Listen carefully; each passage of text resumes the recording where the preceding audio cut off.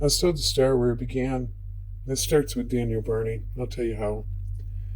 Wayne Allen Priest met Daniel Barney several years before his death. But before he died, he told everybody that they were going to kill him. He went around and made amends to his family and asked his brother to watch over his dad. Nobody could understand why he was talking about dying so much. This man here, Craig Boyd, his name is Freebird, had introduced himself to Wayne one night at Casog Bar. He's a former police officer out of Syracuse, told him he was a biker that liked to ride in this club. Just a bunch of good guys that liked to ride, nothing less and nothing more. Their name was Vicious Circle. But how does this connect to 18-year-old Heidi Allen? I'm going to tell you how, and this information was never told to you. It was never disclosed to the public.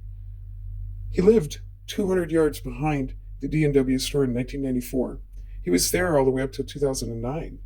He lived in the apartment above the garage in 1994.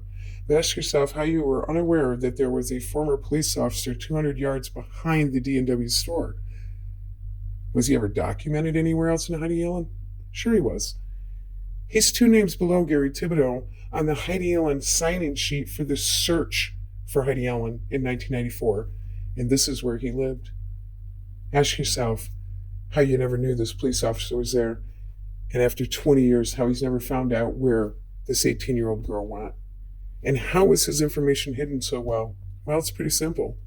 He's the secretary of Vicious Circle Club. He's been friends with Dan Barney, this man, the president of Vicious Circle Club, since before 1994. It's pretty easy when you have friends in high power. Officer Van Patten was also friends with Daniel Barney.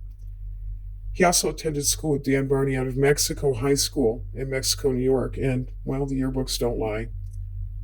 So ask yourself why he was never properly investigated. You have an officer and then a former officer all linked to him, and there's a missing girl. 3 decades later, the public should be irate. The information leaking out about Dan Barney, his criminal past, his behavior, his abuse to the public, countless families point to possible deaths in the names of their loved ones. But yet, nobody knows anything, including Brett Law. 20 years later, he's re-questioned. His entire story changes, and in the middle of it, he requests an attorney. He has never been spoke to since. Ask yourself why. Why would Brett Law need to get an attorney if he was telling the truth? He told everybody that morning and he stressed the clocks. Ask yourself again why. He said Heidi Allen knew of daylight savings time and she set her alarm ahead of time. She then set the clock in her car and then set the cash register clock. Well, that's fine and dandy. But do you really believe him? Who set the alarm? Who actually set her car clock?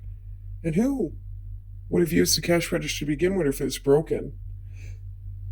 Daniel Barney is the original prime suspect. There needs to be a proper investigation into him and her boyfriend, Brett Law. He's got a lot to hide if he's requesting an attorney. The sad thing is, nobody seems to care, but a handful of people in the public, that Heidi Allen is still missing. It is our job to find her. It is our job to find the truth. We are seeking a proper investigation into Daniel Barney, into Brett Law, their connections to Officer Van Patten, the connections to Craig Boyd, the officer that lived behind the D&W store. We're asking for any and all help that we can get. Craig Boyd died in 2024, but not before he posted to free the innocent man, Gary Thibodeau, that had got set up for the crime of Heidi Allen. And well, Wayne Priest never knew any of this before he got involved with them. And we're going to get further into his story. We're going to tell you what they did to him. And we're going to tell you that they all connect.